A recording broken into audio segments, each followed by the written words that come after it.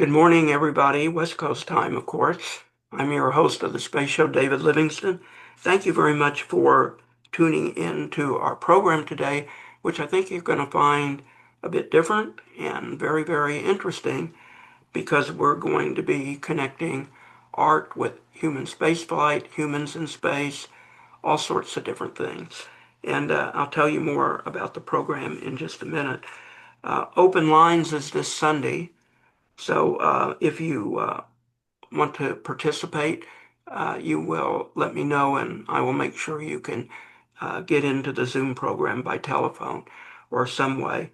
And there will be no program Monday night, uh, Tuesday evening, but then look on the newsletter for the programs coming up in the following weekend in 2 weeks as we leave February and move over to March, which is pretty unbelievable because I feel like I was just watching the fireworks last night with my dog for New Year's Eve. So I think there is time travel, but I guess the physicists wouldn't believe that. So um, anyway, we're happy to introduce to you. And Frank, if I butcher up your last name, please correct me. I meant to have you make sure I could pronounce it before airtime, but Frank Pietronigro. Perfect. Fantastic. Thank Wow, you. progress. Frank is in San Francisco. He's a visionary, interdisciplinary artist, an artronaut, which we might ask him to tell what that is, an educator and author. Um, and his work has been exploring the intersection of human creativity and the frontiers of space exploration. He has a detailed bio on our spaceshow.com website. So I urge you to check it out. And his website is his name, no space, .com. And he has an associate with him today, this young lady, Rami Silverberg. She's on the other side of the country over in New York. And she will be participating and amplifying, and she is in the art world business, the art finance business. So we'll get a little taste of that direction and Frank's work in that area. We're joined by John Jossi and John Hunt and Marshall Martin, and others may join us as they wish. Frank, welcome to the Space Show. What's an artronaut? An artronaut is a word to expand the concept of an astronaut. Astronauts are involved with astronautics, and artronauts are involved with artronautics. And that's basically the advocacy of ensuring that culture and our human spirit go to space with us, because I've always argued, and that's why I did work with Millard Rushke, NASA's chief neuroscientist, on a project to consider drawing in weightlessness on the flight in 1998. I'm just so grateful to be here with you. And we're at a critical junction right now with the Artemis 2 launch. And, just getting ready for this show today gave me such respect for everyone on the team, with the people who must have felt such disappointment when the flight did not go as planned. They cannot make mistakes, which is fascinating to me. And I made a mistake. I couldn't find the link, for example, for our Zoom today. So, I have such great respect for space science. And yet, as an artist, I know it's important to build interdisciplinary, intergenerational concepts, because the shadow of the scientist at work is the artist at play. And we really need to see in one another our shadows. I see in the scientist the artronaut. And when I go to you've gone to all the conferences, I feel so at home going to space conferences because I meet scientists who are just like me, in a way, thinking outside the box, thinking in complex ways. And I'm just grateful that that came to me from drawing, and trying to look at something complex and making these associations. And I think literally from looking at something, a beautiful glass, for example, and trying to figure out the proportions, just made my synapses work in such a way that if I over talk or if I interrupt today, I hope you understand my human frailty. And Right. I appreciate this. Thank you. We had an Apollo astronaut artist. We had a private mission that was taking different humanities to the moon, which did not uh, muster out. I am 100% convinced that Chesley Bonastell's art influenced the engineering and design of much of our space program, Totally. as did the early sci-fi shows I used to watch in the 50s. Now everybody can look at me and know I'm an older geek, but Rocky Jones, Space Ranger, and all of that. There, Oh, you tell me oh, that Starship doesn't look like what Chesley designed or what Rocky Jones had in Rocky Jones, Space Ranger, and Tom Corbett. Boy, Tom Corbett for sure. But that was Chesley Bonestell. So art is everywhere, along with the engineering. Dr. Cathari is an, aero, an astrophysicist, a nuclear guy, and an will engineer. he be here? And he's AJ? yeah, AJ, and we featured his art on a gallery show in I Maryland saw that. not I too long. love his philosophy But he because he can't has a be with us. reverence. Sorry. Yeah, well, he unfortunately he was at meetings with the government. He lives in the Beltway, so he could not be with us. But lots of art. What's different about what you're doing? Because I know you were part of the San Francisco Art Commission a while back. You were ISDC, which is NSS for people who don't know. Uh, what are you doing that's a little different? Well, first of all, I just want to reference the fact that on Star Trek, there were 4 or 5 episodes on living biological spacecraft. So this is not a new idea. And I don't know if your dreams contribute to my ideas. I can't take ownership for this, but I know by chance when NASA said, take the knowledge that you gained from this experience of being on the jet to produce drift paintings, I call them, as art, but also as research, as scientific research. Uh, we just learned the importance of taking that knowledge and communicating it to larger audiences, to enhance inspiration, to give people a sense that we're taking humanity and culture and universal hospitality to space. Great.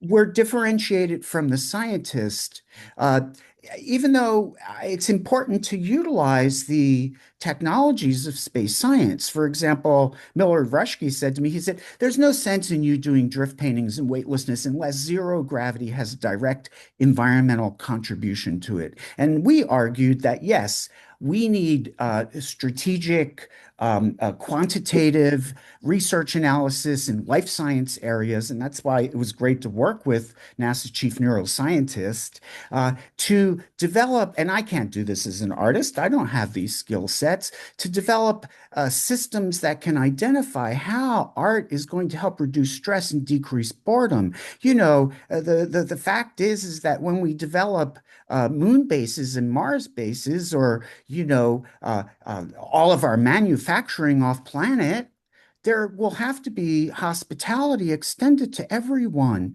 including those journeying to the moon. There has to be a sense of reverence towards life, towards our planet. And I think the artist's voice coming into the space and saying, I'm an outsider, but I want to be welcomed into your space as a compatriot because as an artronaut, we offer a different perspective. And I respect all the scientists. I love all the scientists. I wouldn't be doing what I'm doing if it wasn't for, like Pete Worden being on the board of ZGAC, or, Roger Molina. And, I want to also, I don't want to interrupt, and you can all interrupt me because my weakness are typos and over talking. So I'm trying to integrate that shadow. So Let me throw cut me something off else if at you. And yes, of please. course, the group is free to speak up whenever they want. Um, I have done a lot of shows with space architects, but Uh-huh. one stands out a lot, and I don't remember her name, but she was from the UK, And she was, before a space architect, a really noted, accomplished, uh, I want to say world renowned, but that might be a little broader, orthopedic hand surgeon. Fascinating. Okay, so, and she was out of Australia. And she gave up that field because she felt that designing space missions and the habitats that they're going to live in and the spaceships had to be living architecture. So Good. I took her work to some architectural friends of mine. One of them is the father of Rami, that girl I told you about that I'm going to introduce you to, who's a noted San Francisco architect before he retired. And he didn't know much about it. He was in the conventional, traditional architecture world. But she felt that your space mission, maybe some of you remember this show who may have heard it, had to be living in order for the crew to be able to perform the way they're supposed to do. And she talked about technology for biologically living instrumentation and crew facilities and habitat facilities. I think she's way ahead of her time, and I've lost track of her. Oh, But the fact that she hmm. was a really accomplished hand surgeon and now doing living space architecture reminds me of what you're talking about. Now, I don't know if that's developed into a field or not, Well, because it's not terminology that's used by a lot of space architects. But it may be influencing how they design things well, for yeah, of course, 2026. a phytotensegrity tower would unfold like a beanstalk towards the Xenian node that will also be living. There may be other biological ways. And on LinkedIn, I just saw this incredible video of a hand, and they were all just tendons, and it was this incredible weaving machine that made fingers out of tendrils. And the documentation I have in partnership with this child Gemini 3 Flash, which is really an amazing partner, but we all know it's a child. You have to keep training it. It's given me work orders. It is set a map out for showing how these biological systems can actually be manifested, based on the BioPixel, which is a living. And if I could share, there's something my boss made, Fred McHale at the School of Interaction UX UI Design at the Academy of Art University. May I just show you something? He just created really quick on Figma that might give you a visual that will be helpful. Yeah, sure, go ahead. Okay, let me share this. Thank you. So, I'm just really grateful that I've enjoyed years of working with Zero Gravity Arts Consortium and some of our, advisory committee members have made incredible friends in space sciences. And now there's a younger generation coming along, and this is the Zero Gravity painting, Natasha Tascos, and the Flying Tigers and Parabolis and Luis Guzman and hopefully Dylan Nelson and Max Gomez are here. But the Xenian node is, like I said, going to be manufactured in space. It will be I can talk about the details, but I'll come back to this image later. It's just an interesting contrast conceptually between the Artemis 2 rocket and the Xenian node. And in a way, I'm joking with my friends at NASA by saying things like, what's it say here? NASA punk pragmatism, things like that. This technology is unbelievable. And, the fact that we can consider a self-sustaining, living biological system in which there would be symbiotic relationships between the living biosphere habitat and things that are going on inside it, like biokinetic drift, where in with the Japanese Space Agency, packing peanuts.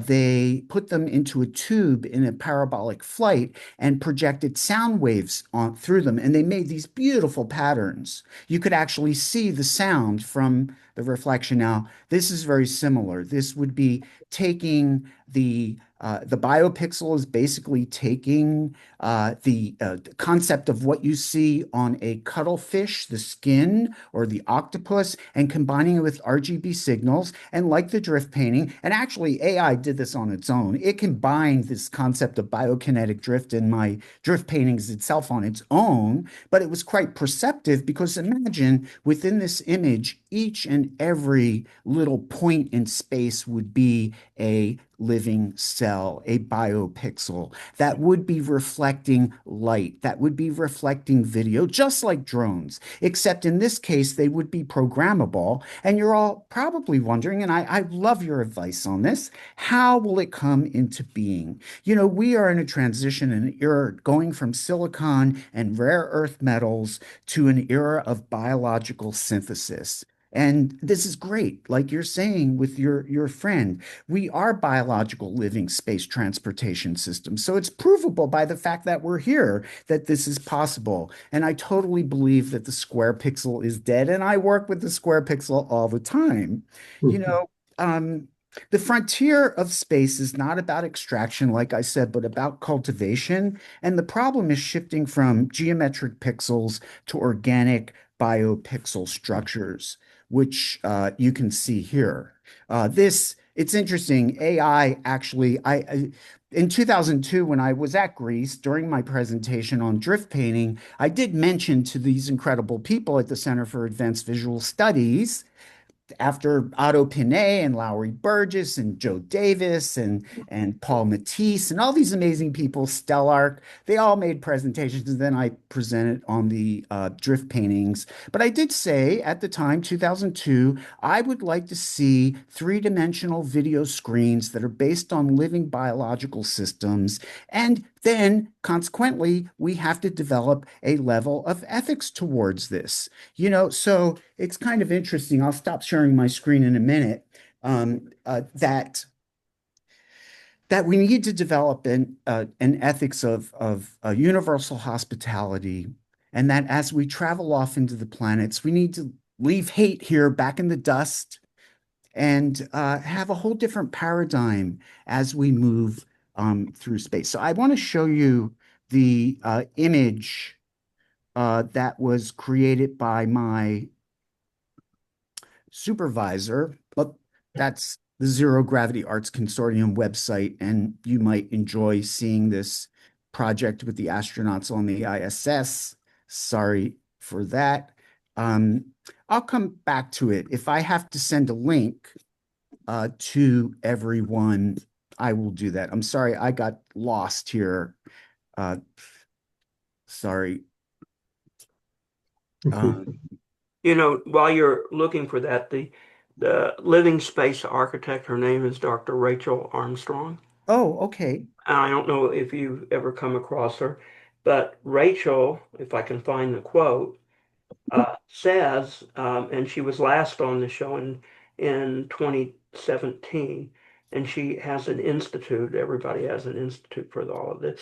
But she said that designing buildings and structure and things in space and in the space capsule should be able to have living properties like people rather than being inanimate structures to serve people. So that's her goal with living architecture. And she is in the UK, and she's at the School of Synthetic Biology at the University of Greenwich in London. Oh, wonderful. Well, I definitely will be. I wasn't listening. I will go back and listen to that. I was looking for this video here that I'll show. And this was something that my Fred McHale just, he said, yeah, I wanted to play around with Figma because I work in UX UI design, teaching motion graphics, and which I love doing. And he came up with this, and I thought, wow, that's exactly what I imagine the BioPixel, or no, the three-dimensional video experience to look like. It's just an inference given the fact that it's going to take time to develop this. But the beauty about being an artronaut is that, like you said, it's the vision of the artist and the imagination that comes from maybe the shadow of the scientist at work that actually complement the scientist. Now, the Aurelian Institute. I want to give just a plug for this and to MIT because I did submit a proposal to them for a dynamic living space habitat, and it happened to be the Xenian node. And that was back in January. The end of January was the deadline, and actually since then, over the past 2 weeks, all of this has been in development. I'm just showing you like the history of the Sky Art Conference. This is where it all started for me, and this is an MIT organization, and I can put the links up in the discussion. And then it went to the Moon Arts, the Moon Arc project. Lowry Burgess, he was a colleague for years. I don't know, do any of you know Lowry's work? He put the work Boundless Lunar Cubic Aperture up on the Space Shuttle Discovery. Are you aware of his work? I'm not. I haven't talked about him on the show. Does anybody? He's passed away, sadly. So Yeah. okay. But Um, you mentioned Moon Arc, so here's another whole project. And I do believe Raimi isn't don't didn't Jeff Koons just put a work of art up on the moon? yeah, he did. He tried to sell tokens with it. I'm not sure if that was a successful commercial financial project, but he had a moon project and then was going to sell tokens to finance it or make some money. Raimi, was that is that a decent way of doing art or did it bust?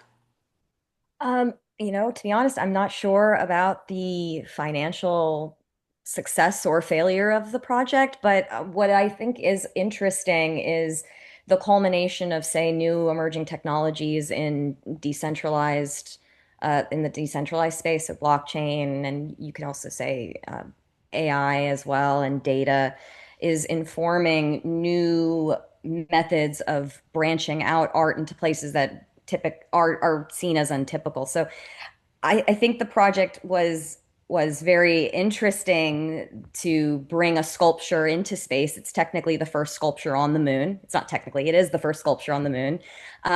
Shortly after that, though, there was another project. I'm going to butcher the name because bear with me because I'm not great with names.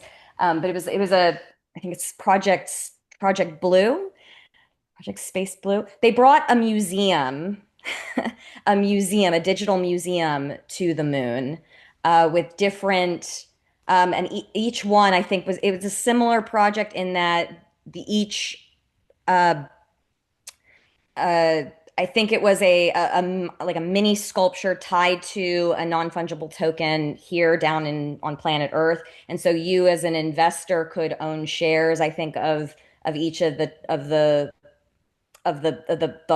sculptures within it.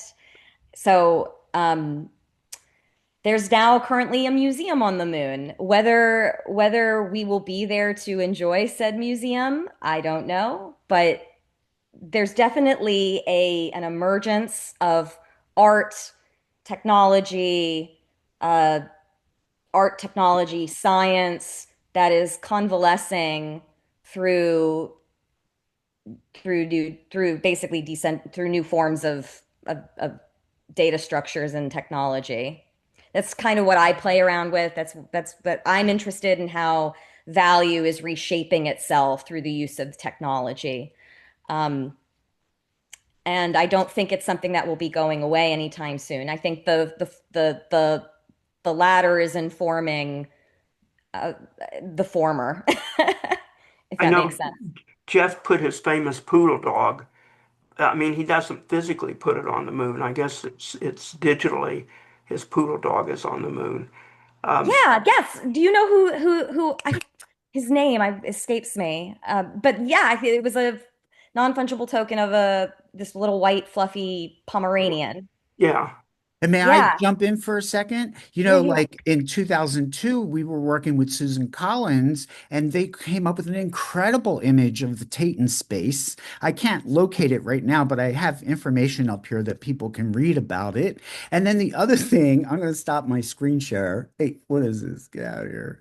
I'm going to stop my screen share. And the other thing is, in 1986, I was working with Roger Chassé at the Marshall Space Flight Center because at that point in time, I wanted to do a joint endeavor agreement and put an experiment up in a mid-deck storage locker for an astronaut to actually make the drift painting. I never thought I would get into space to do something like that. Little did I know, we did ultimately learn about the Texas Space Grants program. And, I made sure that the California Space Grant Program affiliated its first fine arts institution with all these science schools. There we went to NASA as a school of researchers, art researchers. Maybe I'll call us artronauts, budding artronauts, just like Natasha and her upcoming flight Parabolas. It's incredible what's happening right now. And the core concept behind the BioPixel is that traditional pixels are squares. They're flat. They're made of numbers. They're rigid. They're electronic. The BioPixel is fluid. It's a biological unit of information. It's a kinship technology. And when I was in weightlessness, the edge of my body disappeared. That was the most beautiful thing about floating. The first time I floated up was the external pressure that we all feel under gravity disappeared completely. That, like the overview effect, impacts the body and memory tremendously. And so I lost a sense of containment. And you could probably argue, obviously, I have, even though I'm not a crackpot. And I own that part of my shadow. And Hey, Frank. I'll shut up. Go Yeah, ahead. Frank, can I ask you a couple of questions? So, Please.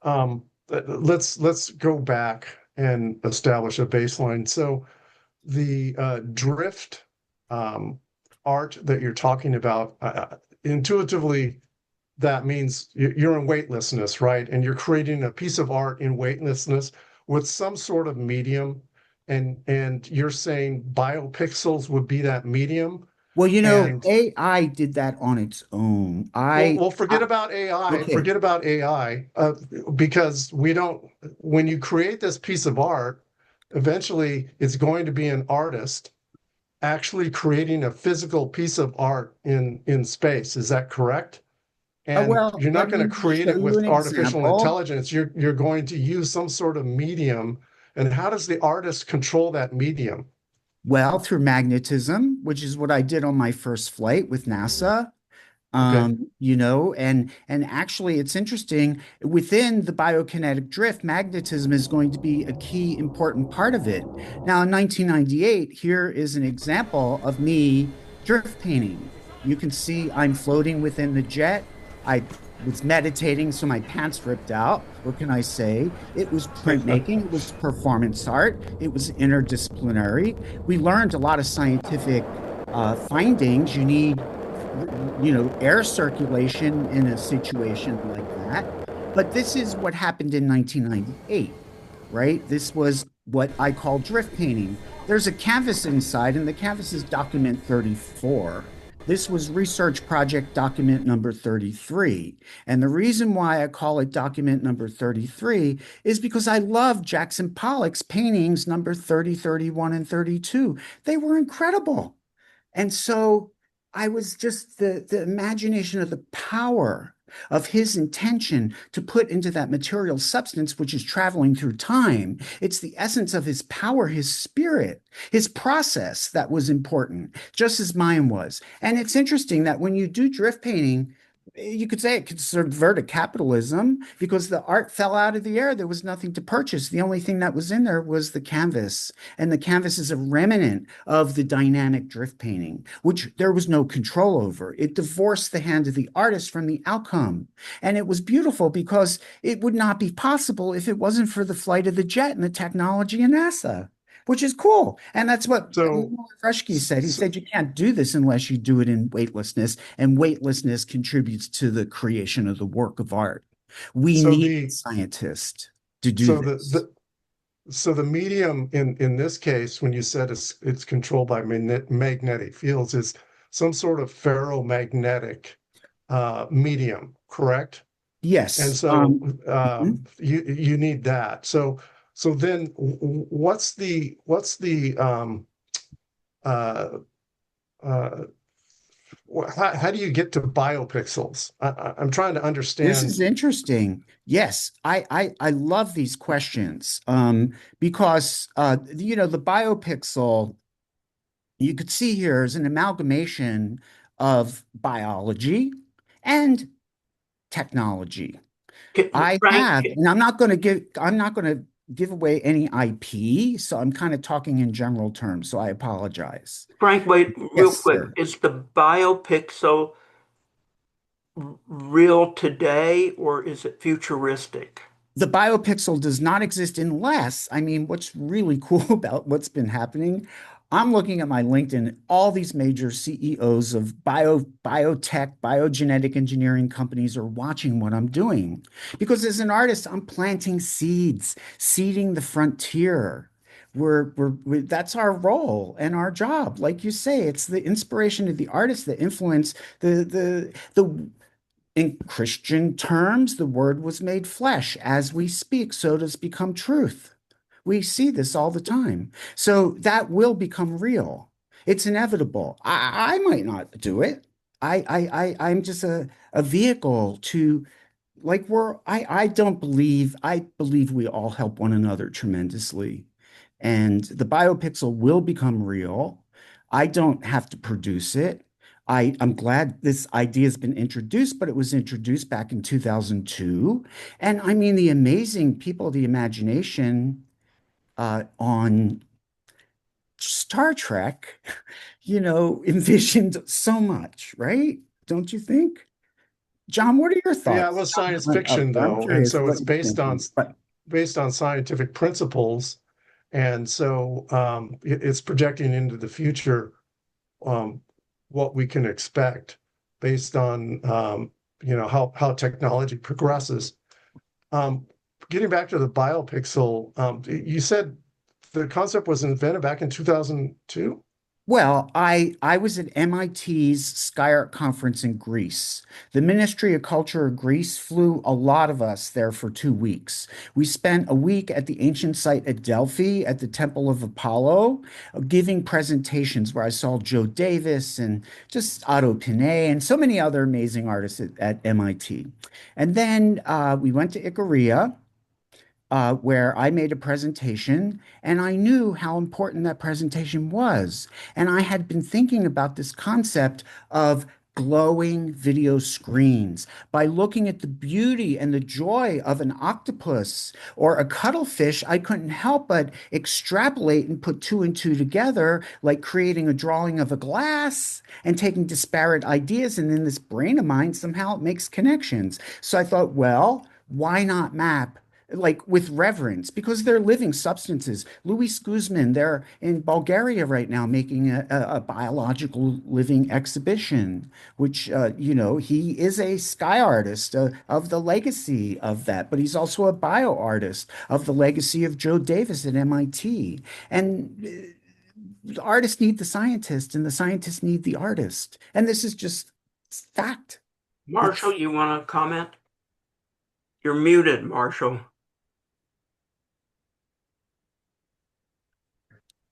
Yes. When I think of space art, I immediately go to the Hubble Space Telescope and, of course, James Webb. And the the light that's coming in isn't even visible. And they take a transformation matrix and transform it into light that we can see. And then they kind of take a picture of it. But in that translation, they change the frequencies and they remix them to where you can kind of look at it and have it come through your analog brain and actually make sense of the whole thing to where you can look at several billion data points and actually understand. Now, the mathematician of me grabs the translation matrix to translate from A to B, but the part where it goes from the picture into my head, sorry, I'm not into analog. But there is an art form there, and I think that's probably one of the biggest points of art is getting the right color for the right frequency to cause the right emotional response that covers everyone except me and my wife. Huh. Well, you know, I love the fact that we're talking about emotions here because it's important, if we're talking about living biological substances and you hinted upon it, Marshall, by talking about that symbiotic relationship between your emotions and the environment in which you inhabit. And if we're going to travel to Mars in tight confined space capsules, how are these life science issues going to be dealt with? NASA's fantastic. The technology is unbelievable, and these other issues are being dealt with. Life sciences. Mary Cassatt. No, she's a painter. Mary, I think her name was Casey. She did a book at the NASA Ames Research Center on life science studies, and that's where I went to that source and got ideas that, well, art can help reduce stress and decrease boredom. And you're talking about, did I understand what you're saying in my response to you? Uh, yes and no. You're taking a orthogonal view. Like my key point is when I look at some of those pictures, Hmm. I see X-ray frequencies, infrared frequencies, ultraviolet frequencies. My wife goes, "Isn't that a beautiful butterfly?" Aha. And it's kind of like, I'm sorry, that doesn't make sense to me. But hey, she's different. She's female. I'm not. Raimi wants to jump in. Yeah, I just wanted to chime in. One for one reason is because I wanted to clarify my previous statement, which was just about the museum on the moon. So I stand corrected. There was a was a museum on the moon in 1969. It was a tiny little wafer-sized ceramic with artwork from Andy Warhol. It was on the Apollo 12 mission. I just looked it up and I was like, "Oh, that's so exciting. That's so interesting," because I didn't know that myself as a art nerd. But the project that I was referring to was called Lunar Blue.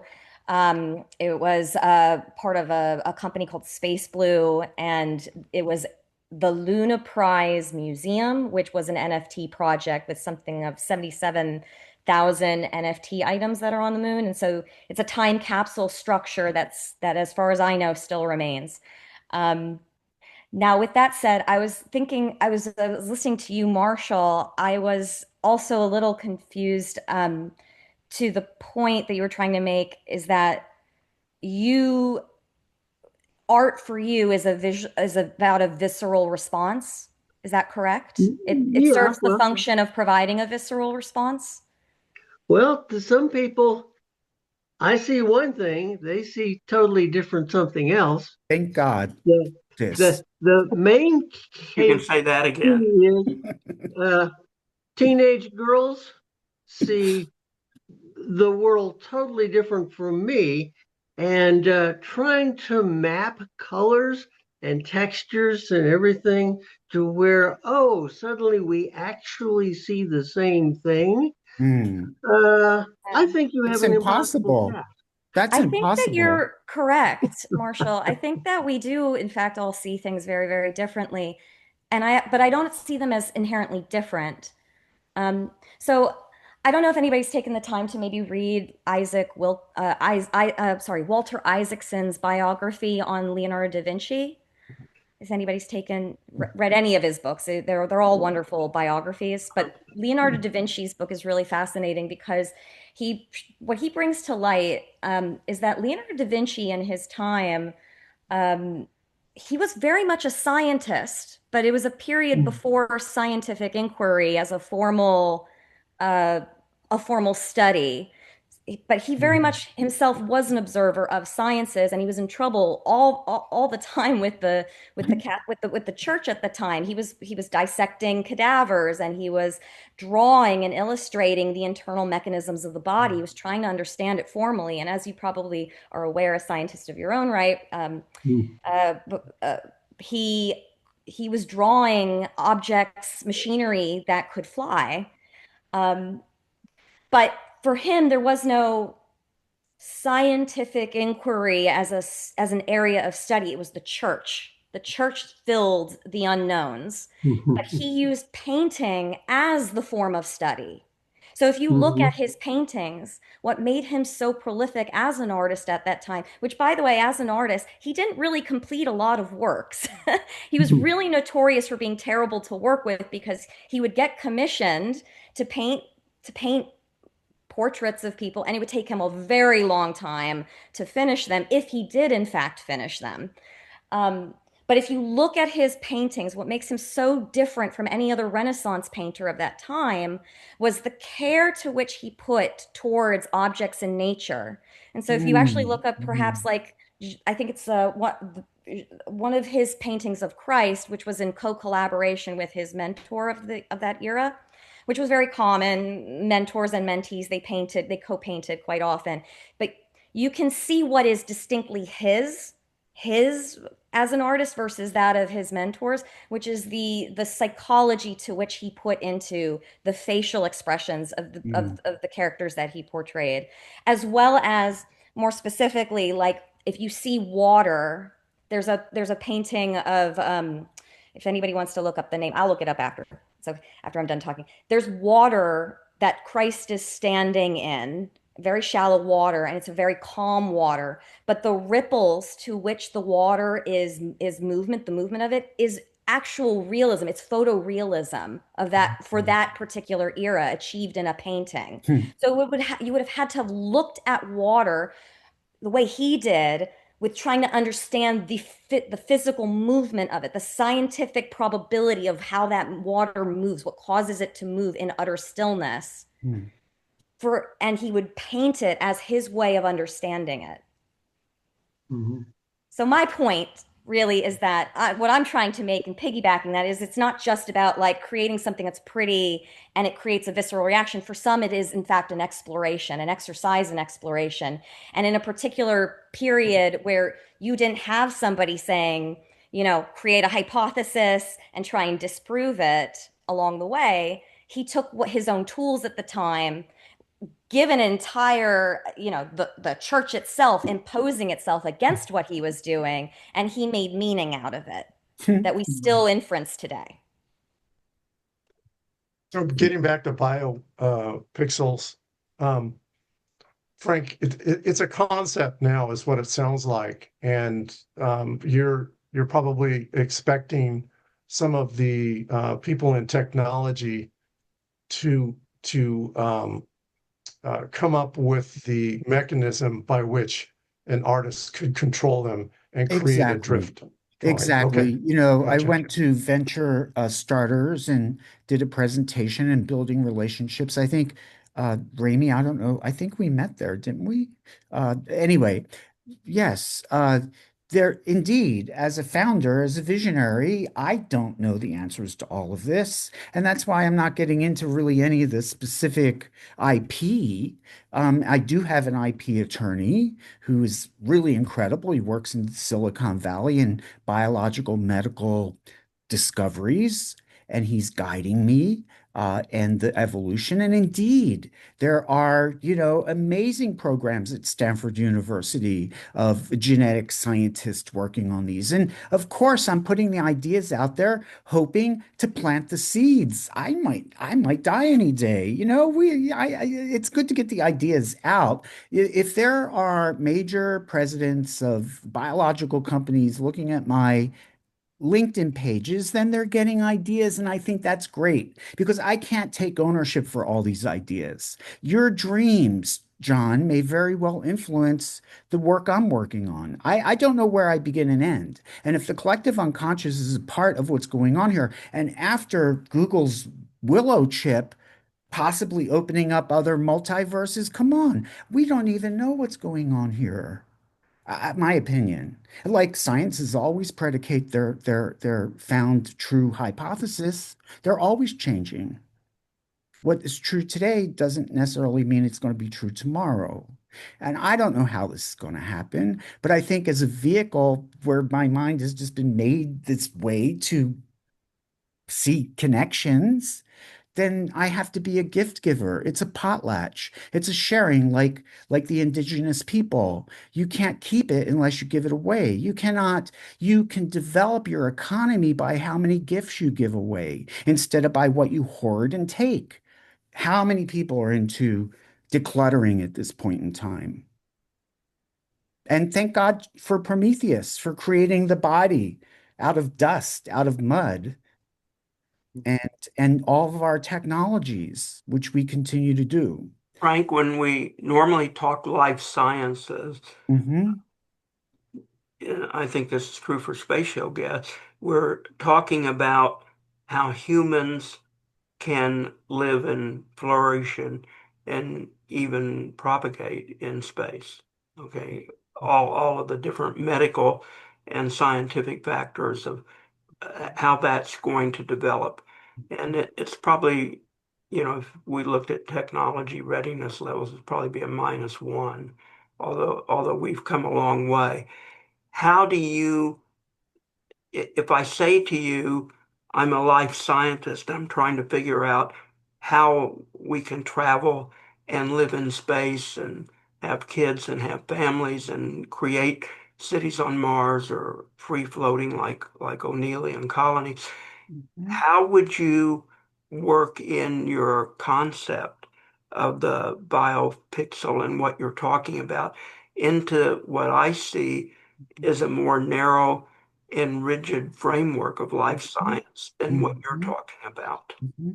Well, I did in my 2006 flight when I was co-chair for ISDC's and ZGAC's Space Arch track.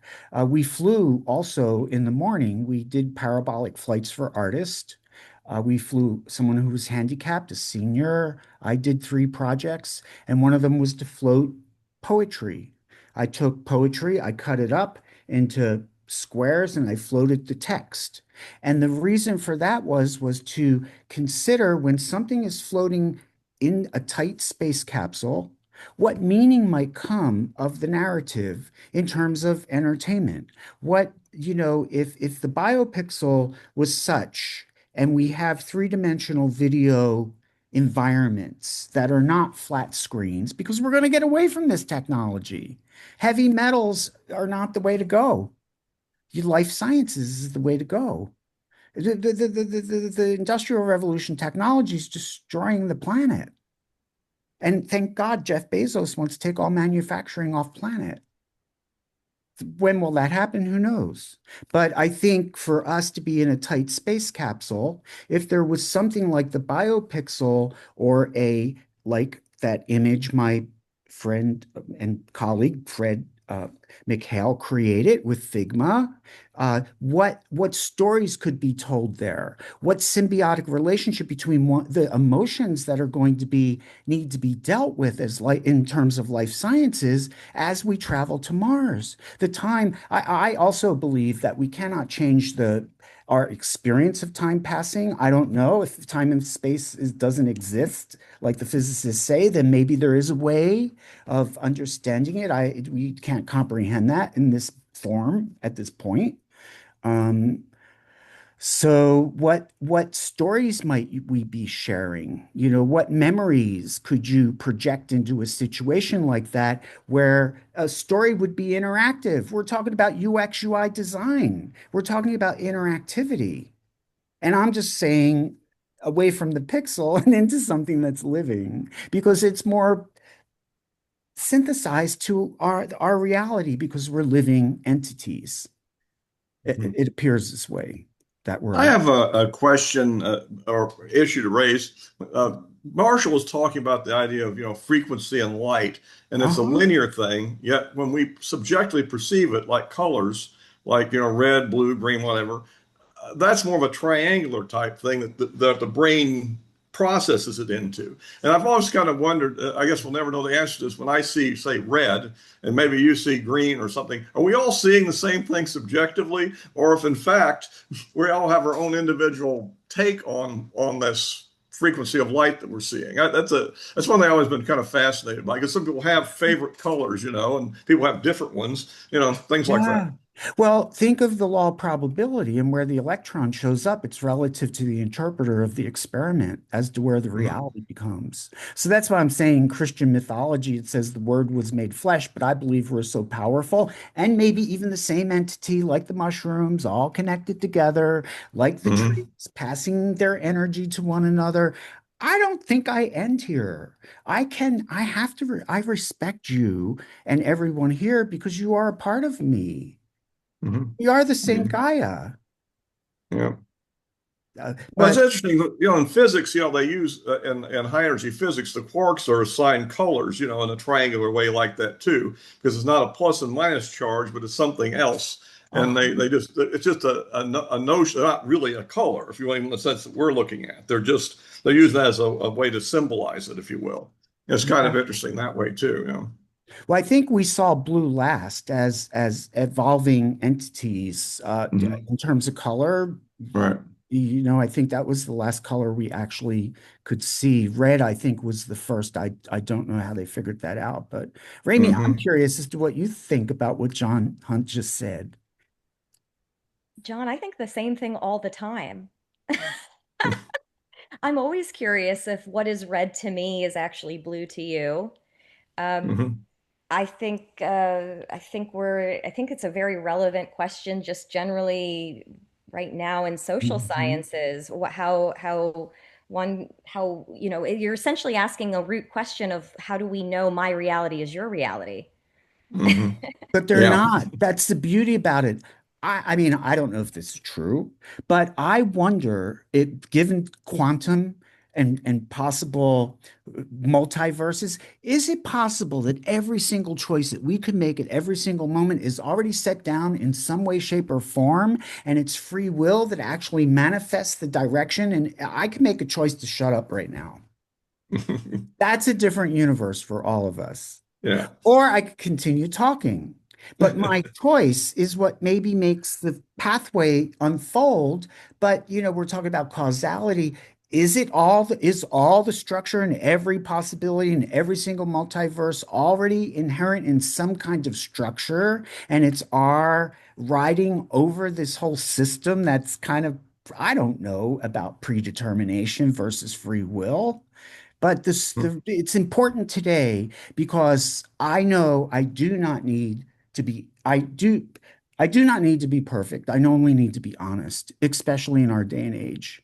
And I need to realize how I'm interpreting my world and take responsibility for my actions and approach it in a sacred way with reverence towards the living on every level. And I know the spirit of the astronauts that will travel to the moon, and damned if they're not traveling on Valentine's Day tomorrow. It would have been fascinating and fantastic had they been at the moon, on Valentine's Day. But they'll get there on the day that they get there, and So, we'll all Frank, get to celebrate. Go ahead. I want to stop you again.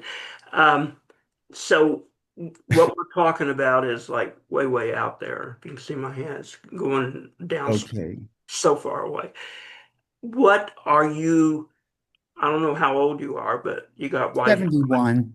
I'm Um, so 71. you're just a babe in the woods.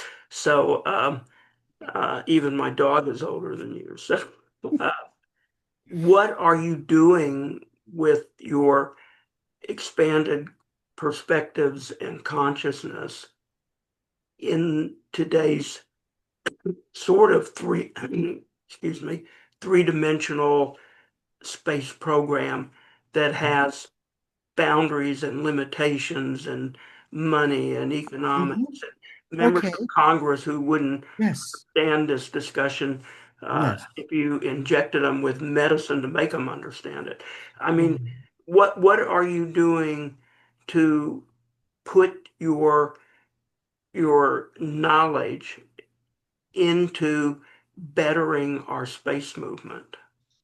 Well, submitting the proposal for the Aurelian Prize to talk more in depth with details about the Xenian node and the BioPixel. I also was in negotiations yesterday with Go Fund Yourself and Max and Dylan about the possibility, and I requested $500,000, and I'm determining should I go on their show and present. You could see I'm not, founders of companies have marketing people and publicists for reasons, right? Right. I Yeah. have other strengths. It may not be presentations, even though when I worked at Discovery Channel, I was trained in giving presentations. I am working with a lawyer, an IP attorney.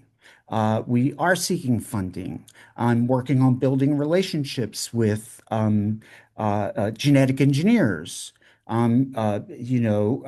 If I do have the honor of going back and actually being one of the five finalists for the Aurelia Prize, I will make it a point to talk to Joe Davis at MIT or at Harvard Medical School, because he was the genetic engineer that gave me a gift of two Icarian quartz stones that you can rub together and they cause lightning the day before we left Icaria. And he is a leading genetic engineer. And we always talked about partnering. Luis Guzman, we're talking about the possibilities of collaborating in some way. Um, there are active steps I'm taking, and the approach for me is like the drift painting. I listen to the universe. I watch for signs. We all know this. Serendipity guides science and the arts. And I am working on integrating my shadow, and learning focus and things like that. Even though I'm 71, I have a long way to go for improvement. So I don't know if I'm really addressing your audience specifically, but I don't know why we're obsessed with older technologies that are based on metals and rare earth minerals and things like that. Why can't we entertain the idea, which we know is being entertained? Uh, Speaking about it here is another way. Sharing it with my students is another way. Writing about it.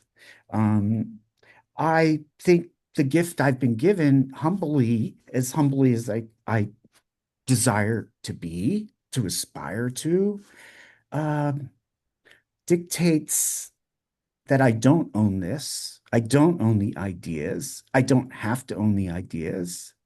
I don't own the ideas. I don't know where they come from. And they're meant to be given as gifts in the spirit of potlatch, because all of everybody who here is listening to this will capitalize on this in some way, and it'll make our whole democracy and communities much better. Which, Marshall, are you looking like you want to say something again? I was going to say it's a very poetic explanation and it rolls smoothly. But being a mathematician, I Uh-huh. can't put it in binary algebra. Thank you. Yes, and honestly, like I said, I'm not prepared to talk about it at that level. And Other side of the brain.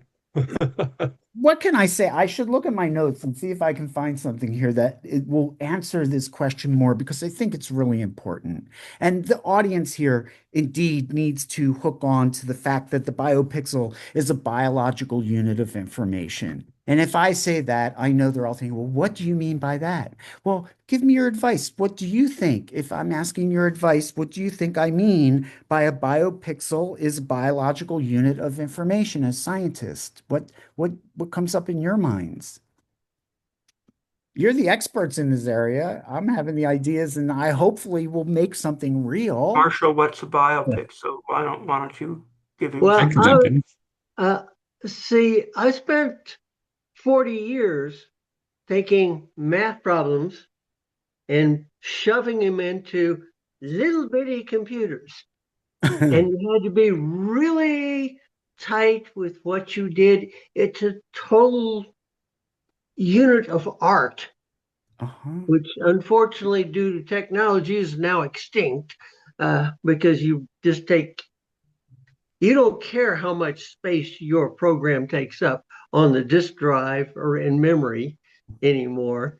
But back then, it was an art to get it to all fit together. Right. 3 MB of RAM on your And Amiga computer, but go ahead. no, I'm talking about 48K of Oh RAM. God. Okay. Okay. Got Apple you. II. Whoa, brother. I hear you. But Wow, to that's get it, fantastic. I The good respect. old days. well, I was considered a genius back then.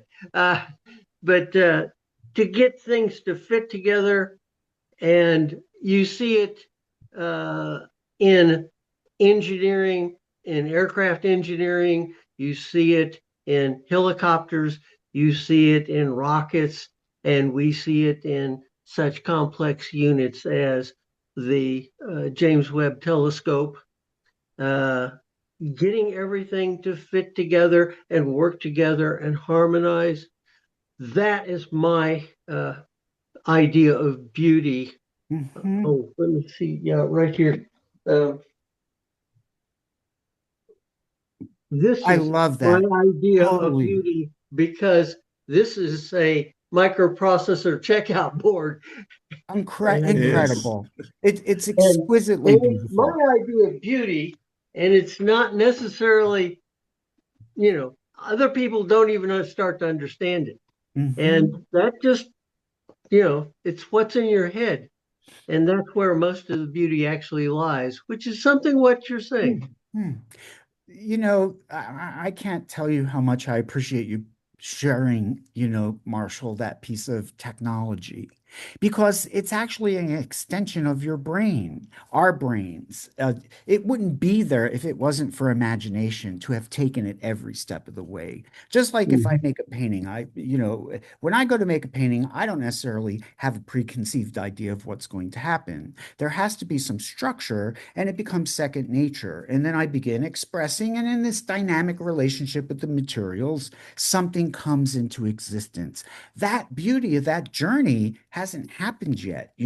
I Mhm. do need to get money. I have to become a business person. That's why I'm going to wait this weekend and sit back and go, do you really want to go on Go Fund yourself? Do I really want to go down this adventure? Is this how I want to live my life? Do I want to work on building the BioPixel? I have the capacity to do it, even at 71, because I think 71's the new 40 for all of us. Or I can't say all of you, but what, Rainey? Ramey, go ahead.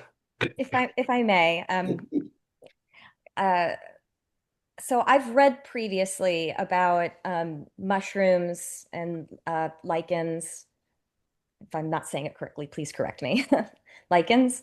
That there was a study conducted several years back. I think it was around 2004, 2005, where uh, a, a selection of lichens were sent into outer space, and they survived several weeks under extreme conditions in space, came back down here to Earth, and then they returned to full metabolic activity. Am I, is anybody familiar with that? If I look it up here, um, the Yeah. European Space Agency 2005 Mhm. Biopan mission. Yeah. And There, so, there's there's several things. They, for example, they take different fungus, bacteria, so on like that, and put them in the Martian environment. And some of them work pretty well.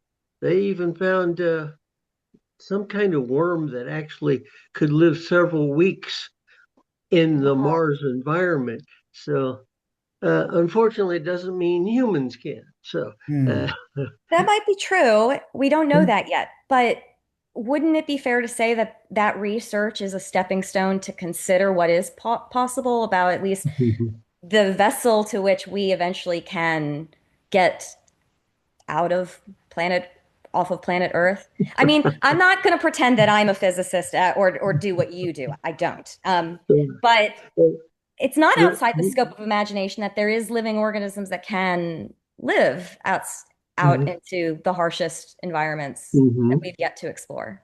And most of the real enjoyment comes from the journey, not the results.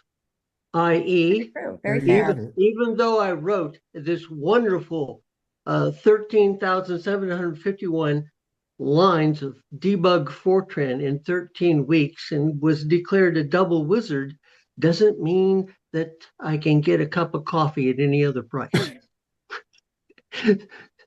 But the actual doing of it Hmm. was very important. Hmm. But today doesn't mean anything because it's trashed software because you can't even buy the computer to run it on. I have two questions. One for Yeah. David. If there are living biological anything out there, in terms of the ethics, what are there conscious ethical standards being established? There has to be within the life sciences and the space exploration and engineering communities towards living. I know there's strict laws and regulations, but I'm wondering if you can comment on that in terms of the ethics and our ethical treatment of these things. And then the other thing I want to say to Marshall is, I live in California, right? And we drive along Highway 1 to go down the coast, and it's foggy sometimes. And you just have to get on that road and trust and keep driving, knowing the road is going to be there, even though you can't see it. So I'm But, curious what you but think of that, the they two of have you. technology in some of the cars, like they have in airplanes, that will show you the road and what's ahead so that you don't care how foggy it is. That doesn't mean the other person driving in the fog has that technology, so you could still be headed for a disaster. But there is technology that expands your dimensional consciousness through those kinds of barriers. If you have a Cadillac, for example, you can have that technology as standard equipment. If you have a Toyota, no. So, because they don't offer it. But I don't know what the ethics are at the level you're talking about because I don't hear it. But for me personally, I am always amazed at how animal rights people have all of these ethics for animals. And I guess I'm one of them because I really love animals almost probably more than people. Uh, People who know me really well know I certainly feel that way about dogs and some other things. Like But a wolf you on know, your shirt. my kids did science experiments 35 years ago, and plants have feelings and consciousness. If you break a leaf off of the plant that they were experimenting with, the plant would weep, it would cower. We had slow motion cameras that we were working with for their science experiment, but nobody thinks about the plant's consciousness in terms of plant rights or ethics or anything Just yet. like that. Well, I mhm. know some religions have very ethical ways of how you're going to slaughter an animal for food. Um, and I know if you're not part of that kind of slaughtering and your cow's going to go into the meat packing house, that's not particularly ethical. In fact, uh, the other cows probably get a sense of it and can not be so cooperative as you're trying to herd them into their ending results. So we're not really that willing to expand a lot of philosophical ethics to other living beings. Like we talk about exophiles that live in unbelievable places in the ocean where you would think there's no life whatsoever. And scientists will talk about how they know that they're living. You ever heard anyone talk about ethically what, working with an exophile life form or anything? I haven't. Well, So but certainly if you're going to go to Mars, they seem to be reaching way out to be protective of whatever might be living on Mars or fantastic. anyplace else in space. And that is really out there. Most of my ethic papers that I wrote earlier were about business ethics Mhm. because my dissertation was about expanding or actually creating an entrepreneurial commercial space environment over the big companies like Boeing, for example, McDonnell Douglas. So there were ethical considerations back then with these startups care about anything that they were doing over the chance to get a return on investment. So that's a different level of ethics than what I think you're talking about. But I do think if you're going to extend our moral ethics to non-human or really strange life forms, I would say that's a reach today in 2026. What's going to happen when ET shows up? We're Now, going to have a um, kindness. I wish Doug Vokach from SETI was here with us, but you does he know, want to eat? Does ET come here to eat you, hey, to observe us, or uh, to be incognito? But there's a lot of effort, I think, in papers talking about how we will have to interact with that level of intelligence. But then, it doesn't exist, at least to our way of knowing physically. Nobody's ever found it. We haven't yet admittedly found molecular life, although I'm one who believes it has been found, but for some reason it doesn't get disclosed. If molecular life was plentiful on Mars, I think that would severely limit commercial exploitation of Mars. And so I think there may be reasons why bona fide black and white pronouncements that Mars has simple molecular life on it have never been made. And I think that's also part of why Musk has never said that he wants to engage in the search for some kind of life on Mars. I mean, maybe he has said it. Others follow Elon much closer than I do. But I think the way we would regard extraterrestrial life would be very, very protective I'm for scientific thank study, goddess. which Yes. doesn't mean it's really protective and ethical to the life form, because our scientific study can actually destroy life in order to study it. So back in 2002 in Greece, Martha Menendez, she was using genetic engineering to reconstruct the patterns on butterfly wings as painting. So the whole issue was, do you have the right to go in and intervene in a biological living system like a butterfly at the genetic level in order to make its wings a painting? Or there were other people at the conference, transpermia, wanting to send our DNA to other parts of the solar system to see if we'll seed ourselves and the ethics around that. And I'm curious, Ramey, what you're thinking. I mean, in relationship to David's experience, his PhD in business and economics. I mean, we're talking. He was bringing Well, up that, and I know that's important to you well, relative I to. sent my Oh, DNA into space. you did? Mhm. Yes, I have, and No. I'm planning to send my DNA and my Yeah, out dog's there. DNA Did to the you? moon.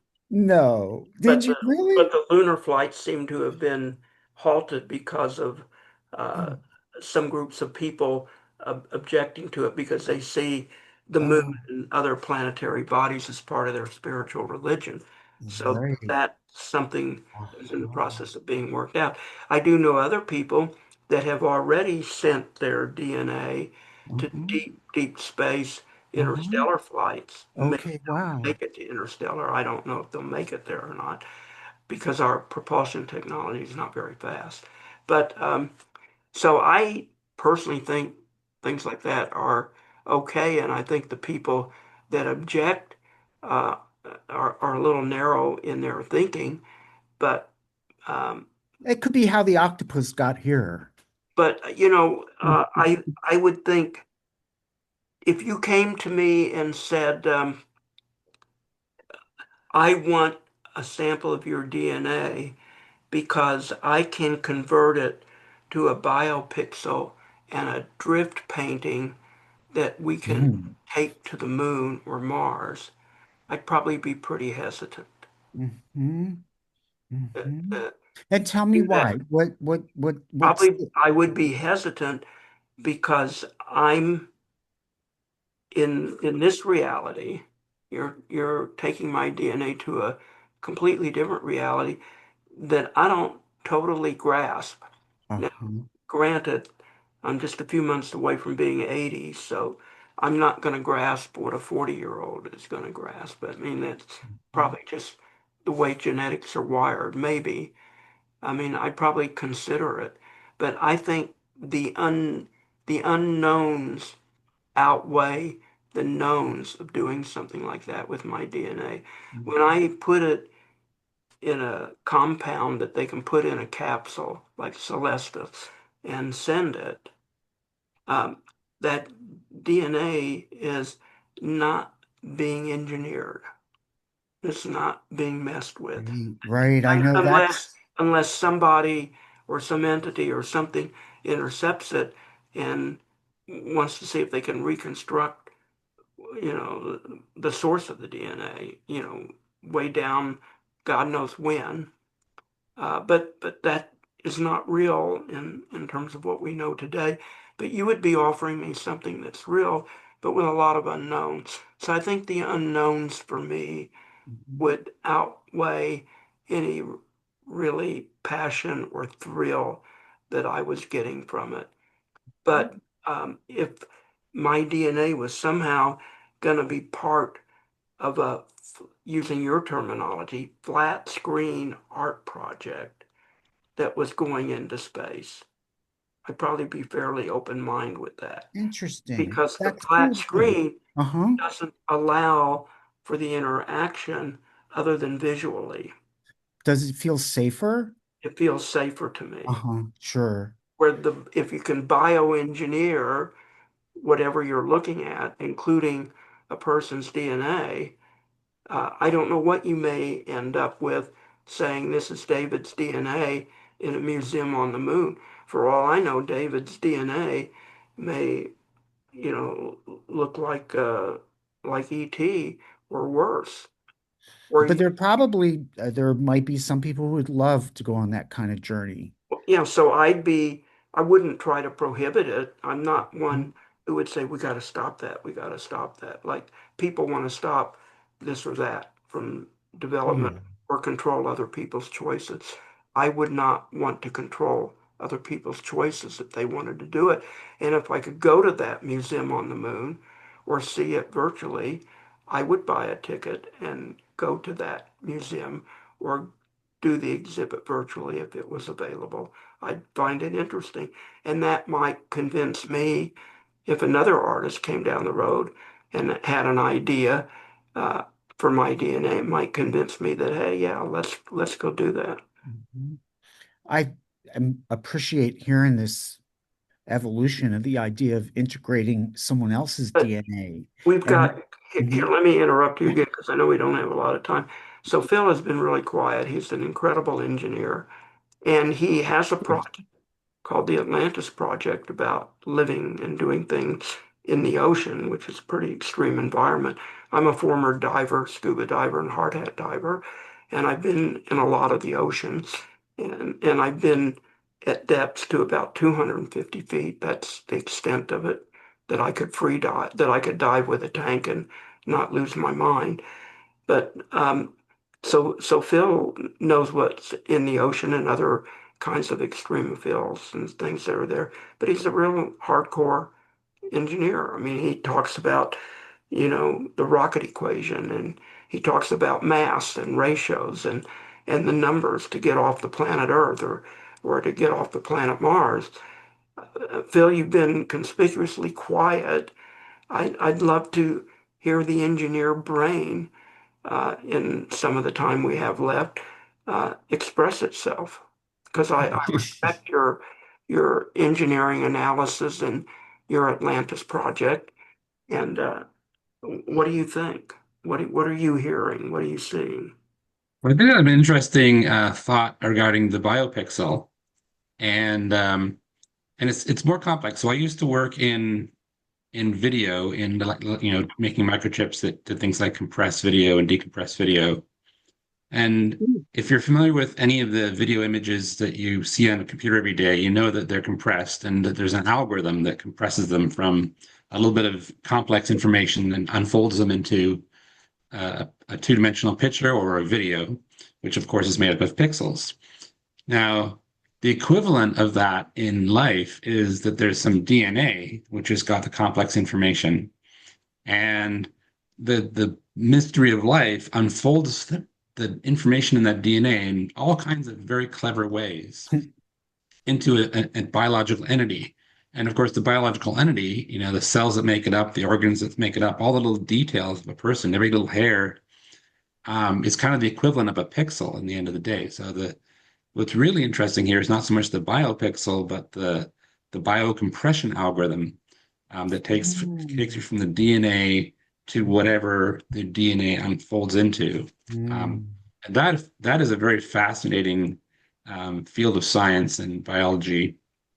And I think that it also lends itself to an artistic impression because these unfolding behaviors, if you sort of think about how a fern, comes out of the ground, it's rolled up into like a fiddlehead, and then it sort of unfurls and turns into a fern. These are very artistic type feelings that you get when you think about life doing these kinds of things. But in the human body or any animal body, they're far more complicated and interesting mechanisms by which this life kind of is created from this little bit of information. And I think that there could be some fantastic art or video around those ideas, just to kind of inspire wonder in people. That's what I think would probably happen. I hope you link in with me and maybe we can have another conversation. I really appreciate everything I just heard. Yeah.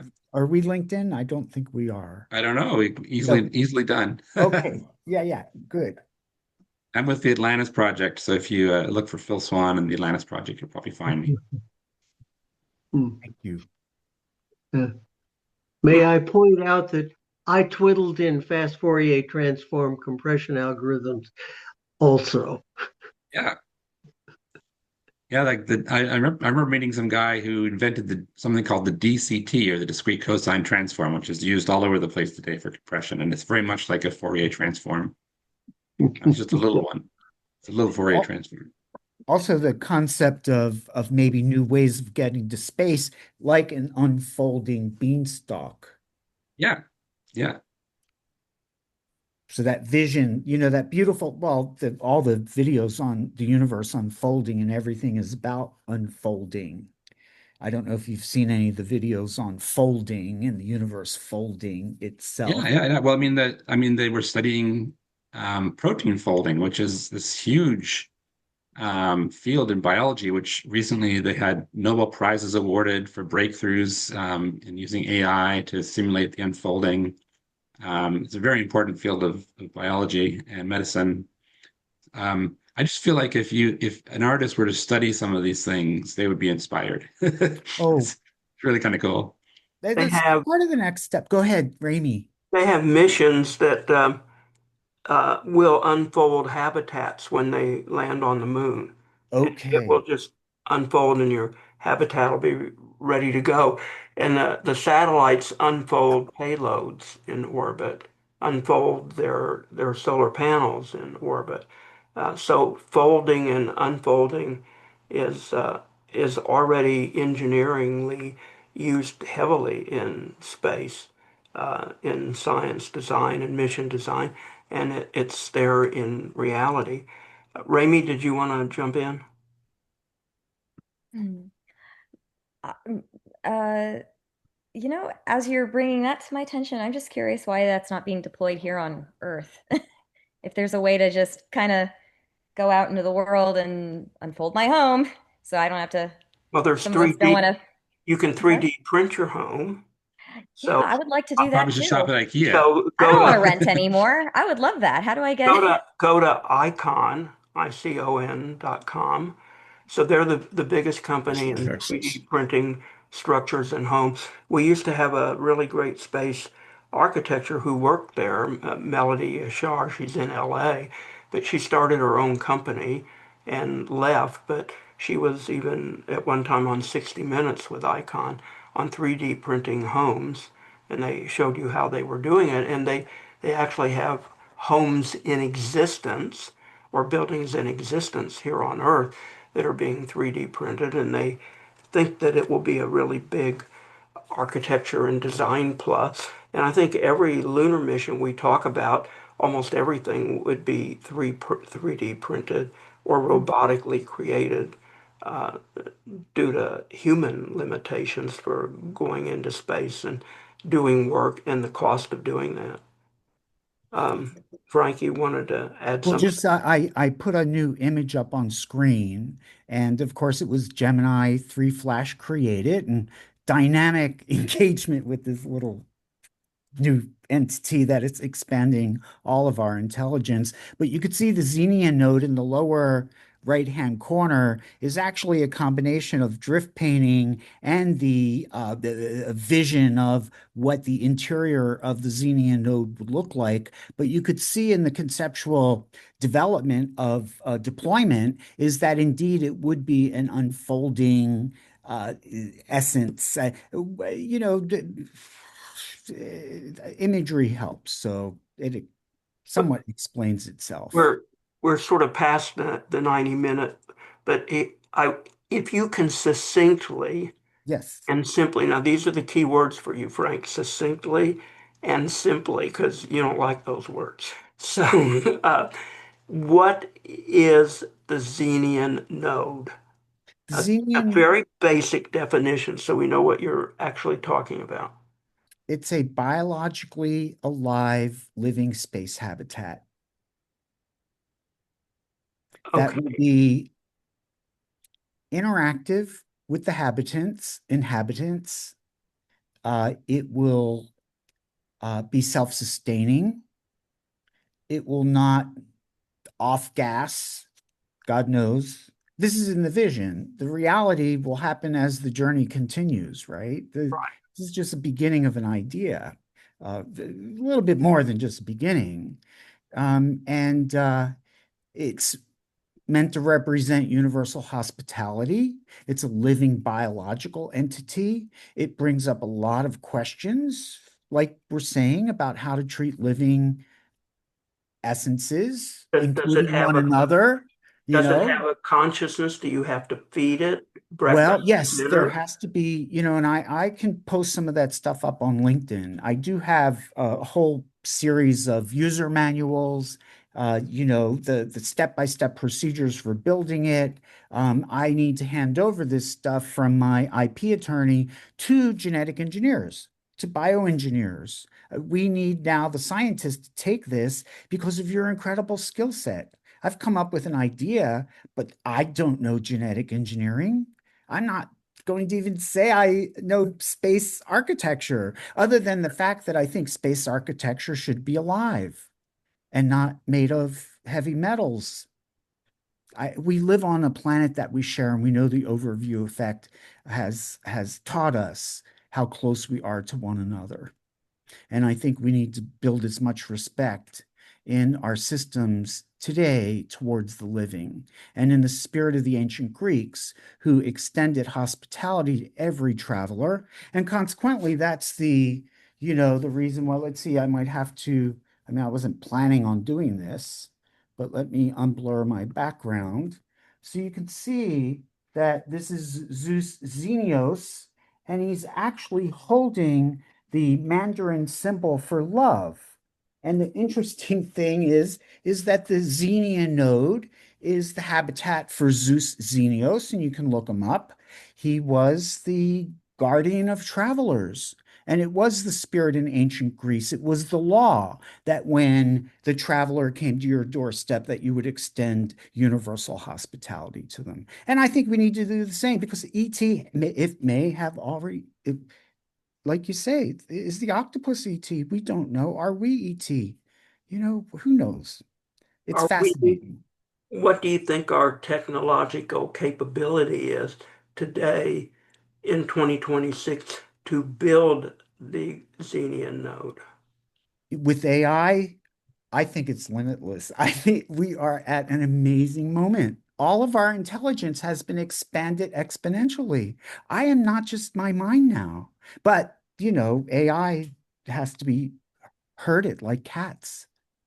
I think something like this, I can't speculate that. I think studies would have to be done. That's why I love interdisciplinary collaborations to partner with scientists, because I would need a neuroscientist and a psychologist to do life science experiments and develop, statistical questionnaires to study an artronaut like me to determine whether or not the actions we're taking as artists may benefit humanity. Celestine Starr, who was the editor of I See the Earth, which was the interactive video that's on the YouTube channel. It's on ZGAC's YouTube channel. It celebrated NASA's 50th anniversary, and she edited that video. Celestine Starr has already passed. And I don't know why I got off onto that. I'm sorry. I guess I'm getting tired. Is LinkedIn the best way for people who want to reach out to you and communicate to you to reach you, or do you have a better? LinkedIn is great. You can also go up to my website, right? Pietronigro.com. And under here, under contact, you could see here's my email address right there. Okay. And, I don't know, maybe we can leave you with a quick movie. Would you like a movie or no? Sure. Is LinkedIn your own name or is it under another name? LinkedIn is under my own name. Okay. Yes. Yeah, This sure. I Well, did. Go ahead. I was going to ask you what the movie is we're going to see. Oh, I just lucky for me, I've been gifted with a lot of wonderful people in my life, like Rami and so many others, but also with some gifts of skills to be able to design. And I had the pleasure over the past year or so to design a new book that's been published. And I didn't come here to talk about this, but it just happened last weekend. And this is a video that all my students have critiqued for the camera movements are a little bit quick, but it'll give you greater insight into my work and the other aspects of my work as an artist. So Hey, let's use real quick, this. you're at the Art Institute in San Francisco, right? No, the Art Institute no longer exists. Okay. No, I'm at the company that we're working with is LumaVision Innovation Labs. Now I don't know what's up with my connection right now, but you could go and look at this on your own. For some reason, the movie is not showing. Maybe I should just go to YouTube. Sorry. I'll just go to YouTube. Out here. I don't know, maybe your screen share died and you need to reactivate it. Oh, I think maybe the whole thing has died. Well, Where is well, it is living, so I guess at some where? point it would die, right? So I'm not sharing my screen anymore? No, Huh, what happened to the screen share? I don't know, but we don't have time to fix it. So, Yeah, forget it. I'll put this, it's already linked. It's up on my LinkedIn well, channel. you can post on our blog on the website. You can put things up if you want, or send some things to me and I can post them for you. Yeah. if you want to get something up on Substack or the blog. And Anyone else here, if they have access to your material, they can post whatever is permissible with you. I don't know what happened to this screen share. You've all oh, there you are. Aha. Sorry, there we go. Now I'm screen sharing, correct? Correct. Yeah, now you are. Okay, great. You sure you still want to see this? How long does it take? 6 minutes. Yeah, we can. Let's do it. Okay. We'll just go to YouTube. Uh-oh. I'll type. Otherwise, give us the link and we can watch it on our own time if you can't play it. Oh no, it'll play right now. But let me go back and start.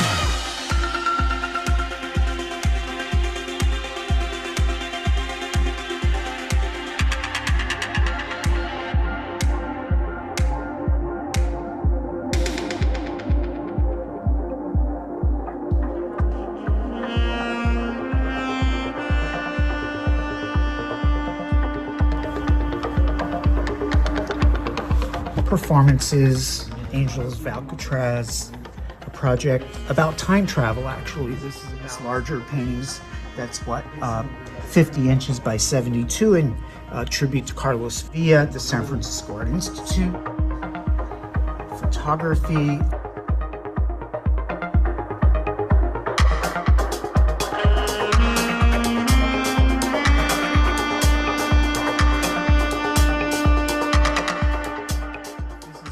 Quite cool because it shows some of the earlier concepts of the creativity chamber, which you could see here on the NASA jet, the KC-135. That's the one from the video. That's the one from the video that you saw, yeah.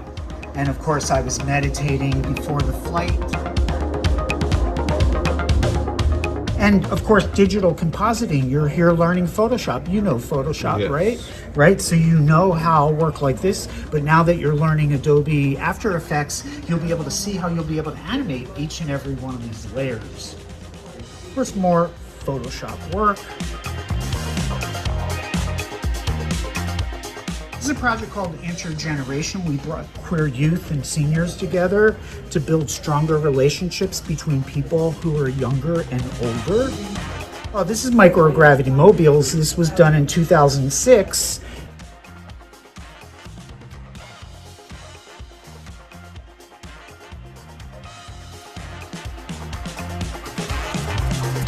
Of course, this is called Flags in Space. This is where Gilbert Baker, who created the rainbow flag, made me a rainbow flag and an American flag as a gift.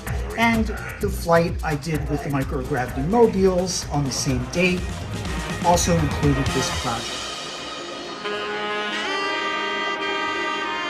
Of course, this is astronaut Stephanie. That is called The Potential Contributions of Queer Culture to the Future of Space Exploration. But as we get back here later, you can see this project, the BioPixel concept, which is an AI project. And then this is another new series. Nobody's actually seen this. This is the very first time that I'm...